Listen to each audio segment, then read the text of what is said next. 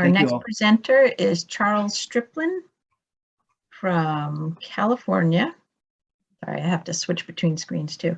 From the California Fish and Game Commission, and he's going to be giving us an update. Good morning, everyone. Can you see those slides okay? Yes, looks good. Great. My name is Chuck Striplin. I'm a member of the Yamamootsoon Tribal Band from the Monterey Bay region of California. I have a background that kind of goes all over the place from initial work as a wildlife biologist, growing up on the north coast of California, fishing, camping, and hunting. I have a undergraduate degree in biology and environmental studies from UC Santa Cruz, and I did my graduate work at UC Berkeley in environmental science policy and management.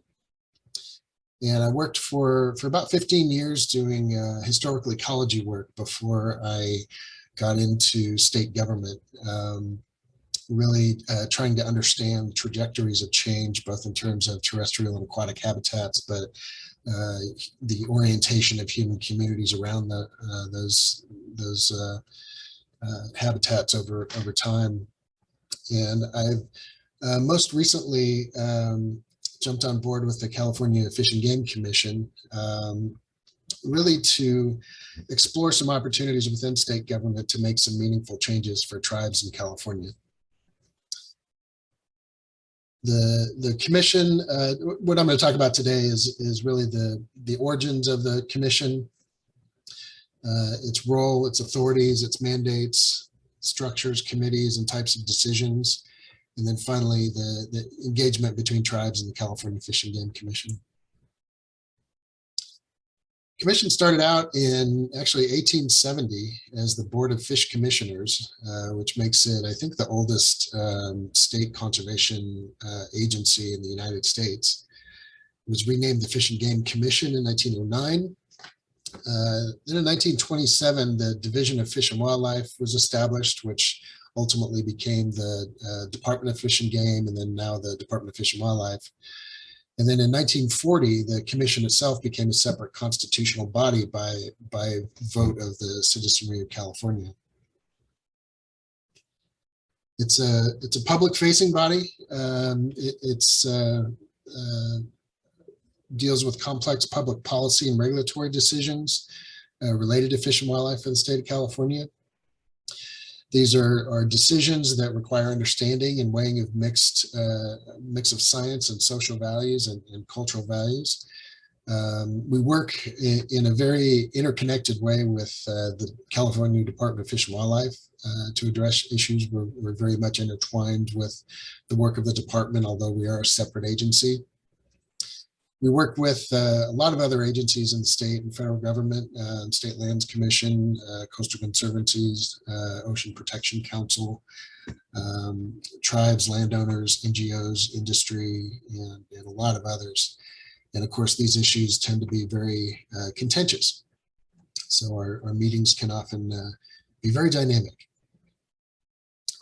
In terms of authorities and mandates, there are over 200 sections in the Fish and Game Code, the Public Resources Code, and the Government Code in which the Commission operates.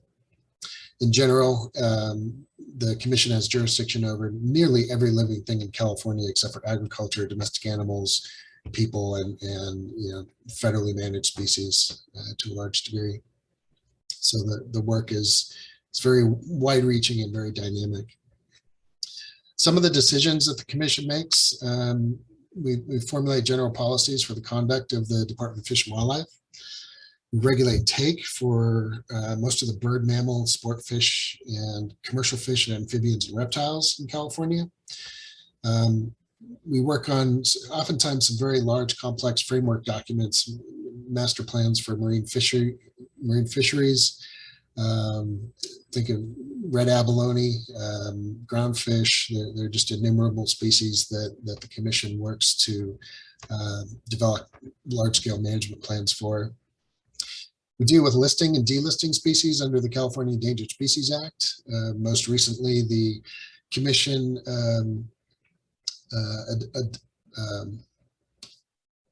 approved a petition by the Koduk tribe up on the north coast of California to list 2 species of salmonids in the Klamath and Trinity watersheds. Establish and regulate use on wildlife areas and other protected lands and waters. So many of the lands that the California Department of Fish and Wildlife manages, state parks, we have some operability in those spaces. And then we permit and license aquaculture, kelp harvest, some restricted species. The commission itself is made up of 5 members, all appointed by the governor, confirmed by the Senate, with 6-year staggered terms. We have approximately a $1.8 million budget and a staff of just 11 people. And so I think of it as a very lean, mean regulation-making machine. But it's supported by a work of hundreds of Department of Fish and Wildlife staff. The department itself has almost 4,000 staff. It's one of the largest state agencies. Commission meets every 2 months, spanning 1 to 2 days. And those meetings in non-COVID years meet throughout the state to encourage participation from all kinds of different stakeholders and tribal governments. The work of the commission largely operates through the work of 3 committees that are all created by statute: the Marine Resources Committee, the Wildlife Resources Committee, and a tribal committee. Each of one of those is chaired by up to 2 commissioners. Work groups under those committees compose a breadth of interest: predator policy, fisheries bycatch, and any number of other issues. We have some special outreach projects. We recently convened some meetings about coyotes in the urban environment, especially as climate has changed. We start to see a lot more interactions between people and wildlife coming in to avail themselves of resources and conditions that work for them a little better in the urban environment, even though that creates conflict a lot of times. Coastal fishing communities, a lot of impacts, especially due to ocean conditions for both tribes and secular coastal fishing communities along the coast of California. And it's a very public process. The work of the commission is subject to Bagley-Keene Open Meetings Act and the Administrative Procedures Act. So we're a very kind of calendar-driven organization. All of our meetings are publicly noticed, and the work of the commission is designed to be very transparent and publicly facing. And so on to tribes and the commission. California has about 110 federally recognized tribes, about 80 state recognized tribes or petitioning tribes. And just to set a little context, obviously the state has no jurisdiction on tribal trust lands, federal lands or waters, or over federally managed species such as marine mammals or Pacific salmonids. There are no enforced treaties in California versus a lot of other Western states, so that constrains the ability of tribes to exert treaty rights, even though they were negotiated, never ratified by the Senate. Creates a little bit of more of a challenge for tribes in California to assert resource rights. As I stated before, in general, the commission has jurisdiction over nearly every living organism in California. So in most of the reservations in California, there's more than 100 of them, are very small, all under 12 square miles. The largest reservation in California, the Hoopa Square, is 12 miles square, and all of them are smaller than that. So as such, most tribal subsistence and culturally significant resources reside off reservation and under state jurisdiction. So with that, in acknowledgement of that, in recent years, there has been some progress in the relationship between the state and tribes. Fairly recently, in June of 2015, Governor Brown issued Executive Order B-1011 that calls for every state agency and department subject to executive control to implement effective government-to-government consultation with California tribes. And essentially what that means is every state agency, every department has to have a formally adopted tribal consultation policy designed in acknowledgement that California tribes whether federally recognized or not, and that's a little bit different from some of the federal policies, have distinct cultural and spiritual, environmental, economic, and public health interests, and unique traditional knowledge about the natural resources of California. So this creates, and once the commission adopts this, it formally becomes part of the Fish and Game Code as one of the commission's adopted policies.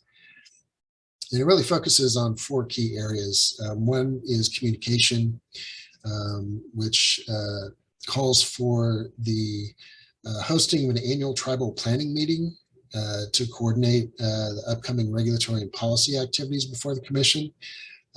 Our most recent meeting was held on July 28th, and we have usually pretty good engagement from tribes where they're able to, and this is not a public or noticed meetings, it's an informal gathering of tribes with no more than 2 commissioners, where we're really able to get into some granular discussion about some of the issues that tribes are having with respect to resources that fall under the jurisdiction of the commission. It provides a platform for collaboration, even to the extent of creating some specific agreements with tribes, although the commission hasn't quite gone there yet. Record keeping and training, another area, especially in the regulation and policy development, is something that we're actively exploring right now. Just a little bit more on the tribal committee. This is a really interesting capacity in that it is established by statute, which was established in 2017 and it became effective in 2018, where immediately prior to the commission meetings, we hold a publicly noticed tribal committee meeting, and we have a formal work plan. And apologize for the small print on this, but you can download all of these work plans on the commission's website, and I'll have that on the last slide. But essentially what it provides for the ability to do is, following the discussions of the annual tribal planning meeting, that really helps set the agenda for the work of the tribal committee. And so on everything from justice, equity, diversity planning that's taking place in the commission, we now have a definition of co-management that I'll talk about in a minute, special project updates, regulatory and legislative topics ranging from algae and kelp harvest to specific management plans or policies, trout, abalone, deer, antelope, sheep, just the list is fairly endless. Recently, there's been some discussion of conflicts between pinnipeds and California fisheries. We're bringing in a specialist from the National Marine Fisheries Service to help facilitate a discussion about that. Marine protected areas. There's just a kind of a huge number of issues that we're actively addressing within the work of the tribal committee. Just bouncing back to the annual tribal planning meeting real quick. I thought it might be interesting to put up a number of the discussion topics that were proposed by tribes, that many of which were actively discussed at the meeting, kind of with an eye towards the work of the tribal committee and potential projects that we might take on. Everything from improving the commission's engagement with tribes, costs associated with subsistence activities, license and permitting fees, tribal rights for subsistence, gathering, access to Aboriginal lands. There's quite a list of issues that could potentially fall within the authority of the commission to help provide some resolution to those. As I mentioned, the commission does have a co-management vision statement and definition that's now part of the Fish and Game Code. The vision obviously acknowledges the relationship between sovereign California tribes and the environment, and then provides kind of a definition anchor within code to develop collaborations between tribes and the state around management of specific areas or specific species.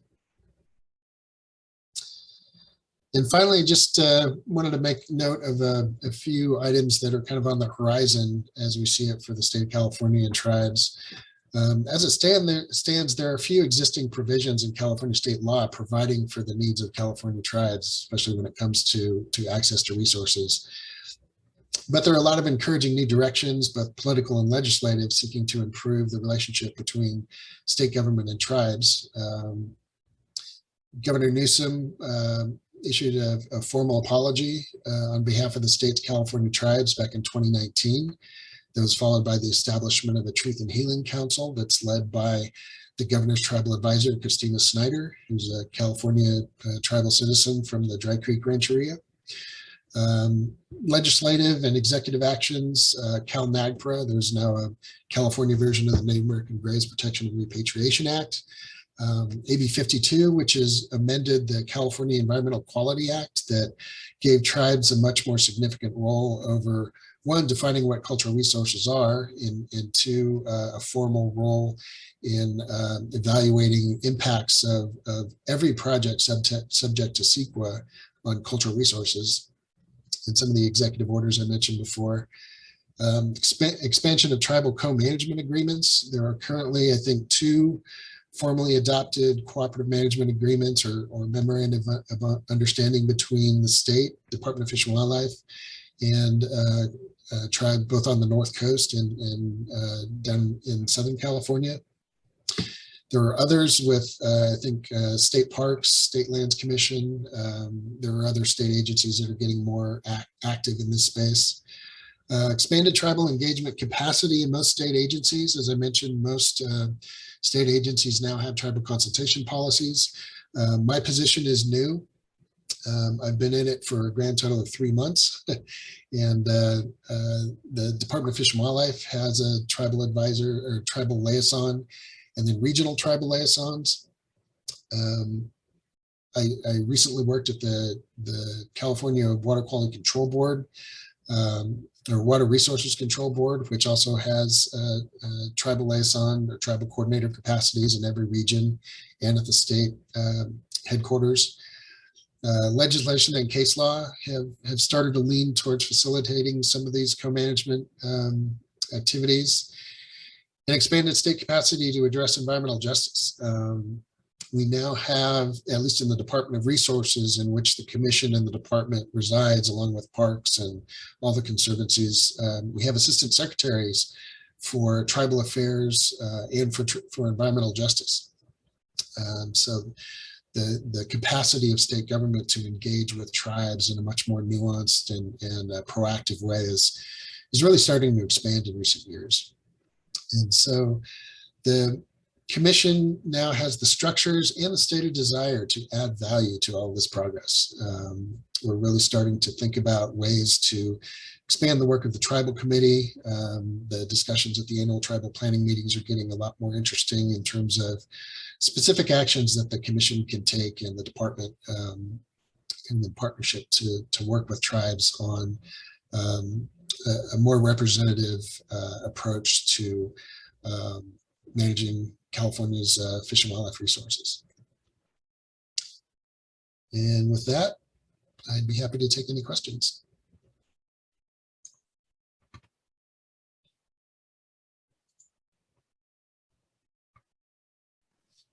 The first question, Chuck, is whether you are willing to share your PowerPoint, actually. That would probably be fine. I got to run that by my executive director, but yeah, that should be able to do that, no problem. Great. If you're willing to, you can send it to me and I can post it at the virtual event site. Okay. So folks can access it. Yeah, I wanted to just thank Alveda Martinez as well for making an appearance at our annual tribal planning meeting. This is actually the second or third society conference that I've attended. The first was back in the mid-90s up in Anchorage, Alaska, and so I'm just really happy to be reconnected with the society and to be able to support the great work that you all do and hopefully expand some of that effort in California. Great, thank you.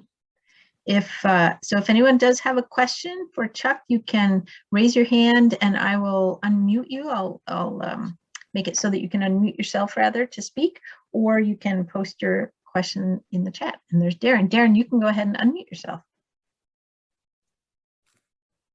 Hey, good morning, Chuck. I just wanted to say thank you for taking on that big role there in California. I think it's long overdue. And I know a lot of the tribes in California are small, as you indicated, but I hope in some ways they can work with the state to coordinate some traditional subsistence hunting. I know it's often difficult for tribes to obtain a tag, but I think if there's some value in allowing those tribal members to hunt within their traditional areas for subsistence, I think that would be really great for them, so that they can bring that meat back home to their people and their families. And if there's anything the society can do to help you push that through and provide support, just let us know. We're here to help. Thanks, Darren. That's a great comment. Yeah, it's really encouraging. You know, I've started to almost be able to say, you know, after having, you know, worked in secular organizations for most of my adult life, that it's starting to be a good time to be a California Indian in state government. I never thought I'd be in a position to say that, but you know, the direction of a lot of these agencies, the statements of their senior leadership, the appointees, legislators, they're really starting to facilitate some much more interesting work, and a lot of this really focuses on not empowering, but I guess returning the ability for tribes to exert their sovereign authority over their own members. When it comes to engagement with natural resources, subsistence activities, hunting and gathering, no matter what land they're on. And so that's really been the focus of the cooperative agreements that have been signed to date. One covering a bunch of different species kind of under the umbrella of inland fisheries management, where a tribe on the North Coast is now able to license their own members to fish in state waters, kind of separate and apart from the oversight of the department or the state. And similarly in Southern California, there's now an active agreement where a tribe is able to manage the deer population or manage their members licensing and hunting the deer population in part of Southern California, again, off the reservation. So these are all really good, you know, benchmarks of progress that we're really, I think we have the opportunity to expand significantly on. So, and very Cynthia made a comment, I think, that kind of goes along with what you just said. She just wanted to say, very informative. Good to know that California is developing more with the tribes. Thank you. And then it looks like Elvita, did I click on the right button? Yeah, you can go ahead and talk. Good morning, Chuck. Hey, Elvita. Just good to see you this morning, and also, you know, thank you for letting me say a few words at your commission, your tribal meeting in July. I just think that it's really different, you know, how you guys are interacting with the state of California, and you know, that's a big task. Like Darren said, it's just amazing. But just to let everybody know, when I was on that meeting and listening to the tribes, you know, their big issue was to deal with co-management issues. And it's also a little disheartening to see that a lot of the tribes over there, you know, they have to go just within state properties and lands, you know, to do gathering and things like that. Sometimes they run into problems. So again, a big task over there, but it was also good to hear about the tribes like in, I believe, Northern California that are, you know, using their traditional ways to fighting fire. So again, you know, I appreciate all the work you're doing, even though you've been there for only 3 months. You know, again, keep at it. And yeah, it's, you know, just to see all the work you guys do and trying to work with the big state of California and all their regulations. So again, thank you. Thank you. Yeah, one of the first things I did when I was onboarded at the commission was I went through 24 straight hours of training with the Administrative Procedures Act, which is literally how the sausage is made in terms of regulations in California.